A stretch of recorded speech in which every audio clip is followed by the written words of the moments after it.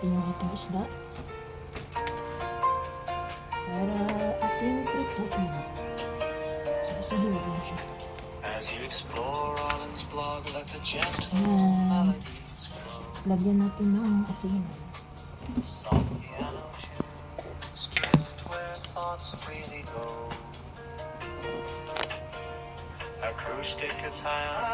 Ayan, baka maalat. Maalakan. Kasubahan ng herbs.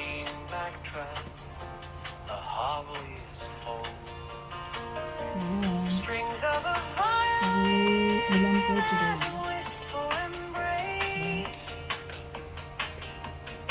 And then, magluto ako ng sabaw. Ayan. So, ayan guys. May sitaw.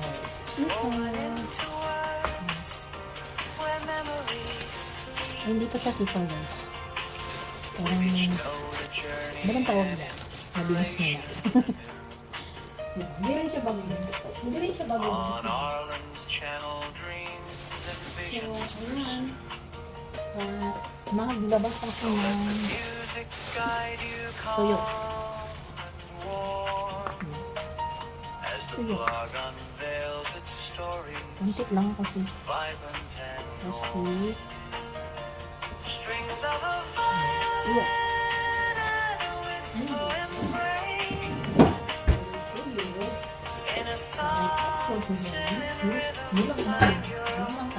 Bilang mo na yung tayo.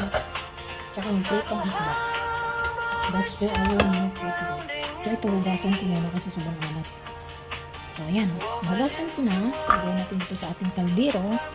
Mahiwag ang kaldero. At lagyan natin ng tubig.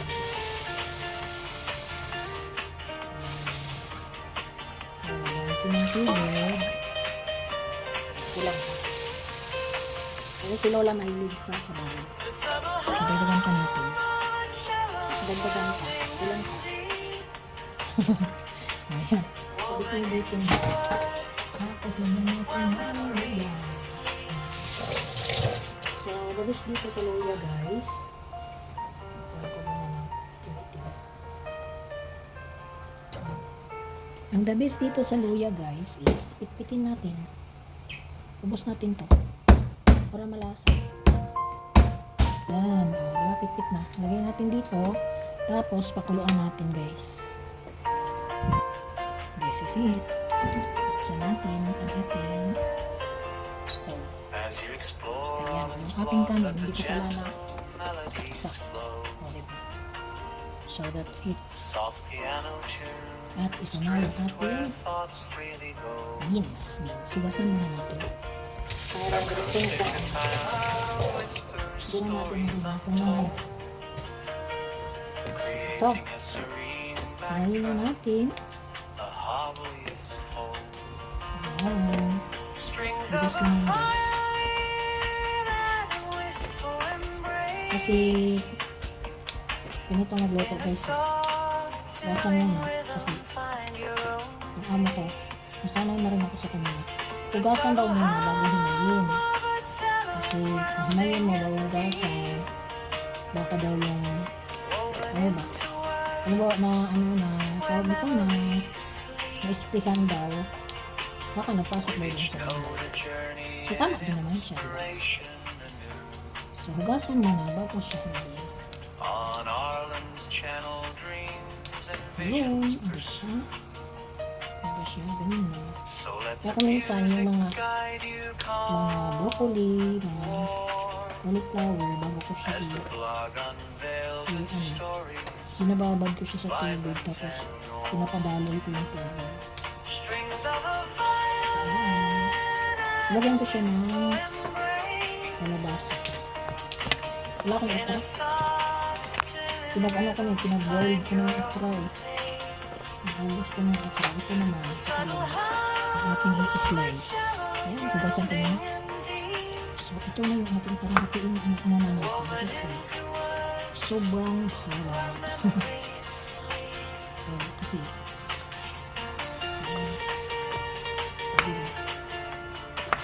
Ito, paborito ko ni Lola guys. Mabulang lang, mabinis siya. Paborito niya sa talong. Kaya kung ako naman, hindi ako gano'n sa talong. Hindi ako mahilig lang ako dito sa torta. Pagkaluto. Pero pag ganito, at saka prito, yan, paborito ko sa prito. Pero pag yung ihalo sa gulay, hindi ako gano'n. Huwag gano'n masarapan.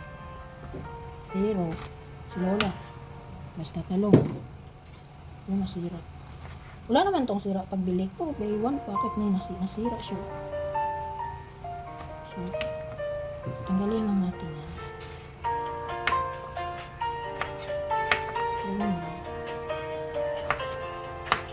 So, ito lang guys. So, meron. Hindi ko alam kung bakit ito mayroong ano. Pagbili ko, napakaganda. Mahal pa. Pag 20 ang isa. Sinabihan niya, ba't ka bumili niyan? Ang mahal. Pag 20 ang isa. 20 to sa atin. Nasa malapit ng 40. 38.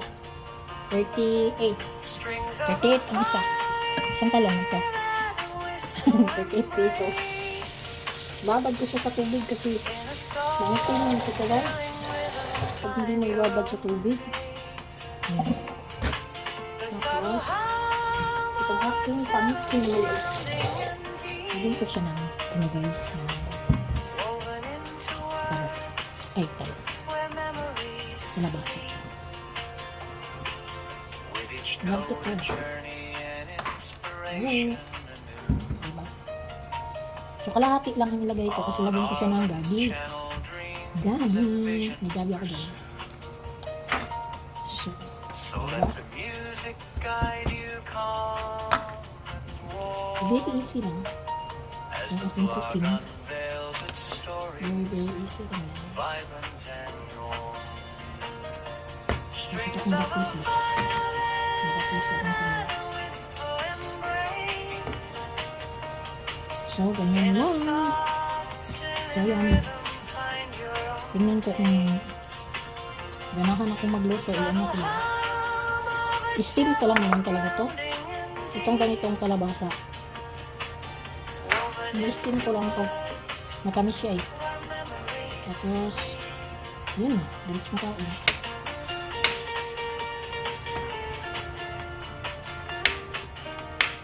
Maano kita malabo. Manibalang siya. Kung saan labo. Labo sa Bisaya. Dito siya agad malaka. Paglutoin siya. Ano lang, diba? Tapos mag-prito ako ng isda. So, yan ang ating talong. Tapos meron akong halong dahon guys. Nagasan ko muna.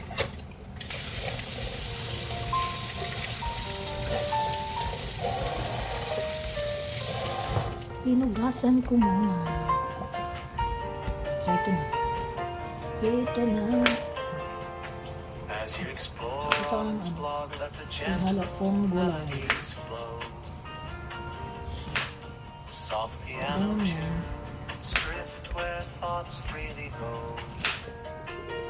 Ito na. Acoustic guitar whispers stories untold, Ayan.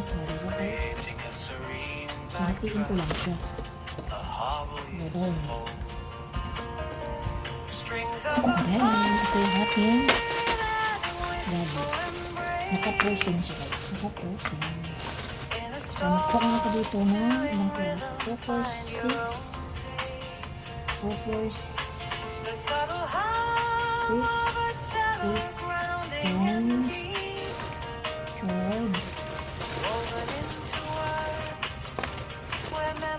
13.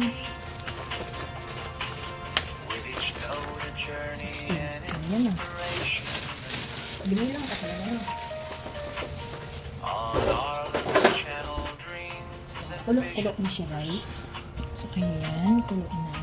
so let the Lagay na music natin yung guide ating you calm itong beans kasi gusto ko As the na blog unveils lumambot its siya. stories, vibrant At and raw.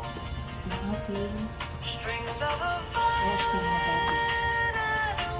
After 3 minutes, ilagay ko na rin yung kalabasa. Diba? And, start na tayo ng prito guys. Maluto na ang gawin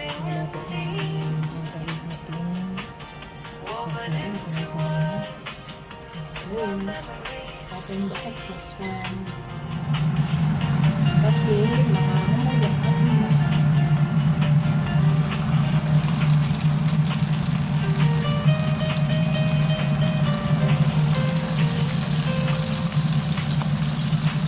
marami yung nakita ko.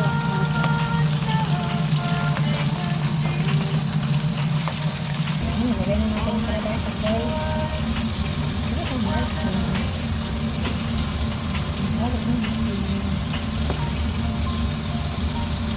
Sabi ba? Pagkaluto ng isda, una pa maluto ng isda. Ang ating gulay, hindi pa kasi pinakaibang gulay. Kailangan palang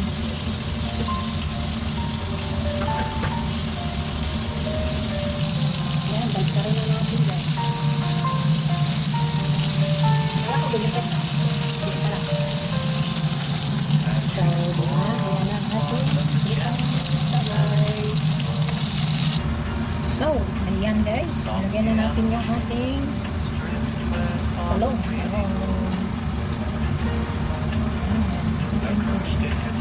At saka yung pangkay ng ating butchay.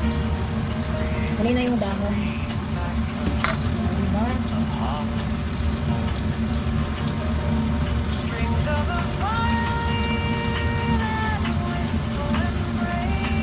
Lagay natin sila sa taas. Ito yung ating sa ilalim. Yung nasa taas ay nasa ilalim. Diba? May gabi, may kalabasa, may talong, at itong beans, at ichay.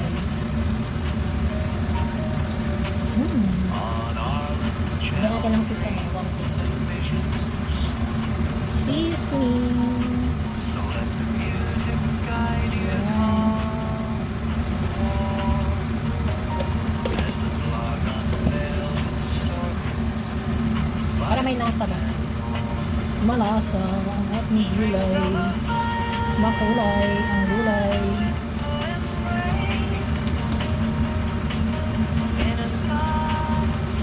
Tapos lagyan na natin yung ating dahon. Yan ang ating dahon guys. Lagyan natin sa ilalim. Sabay-sabay na luto guys. Kanin, ulam, at kanin yung kumitik. At ating ulam na pitong isda at ang gulay. Sabay, sabay. At kakain na. Haluin ko lang siya guys. Ayan yung ating daing. O, diba? So, that's it. Ayan, ating pitong isda. At ito na ang ating gulay. Luto na. So, hanggang dito na lang guys. At maraming salamat sa inyong panonood sa aking video. Hanggang sa muli. See you on my next video guys. Maraming salamat. Bye everyone.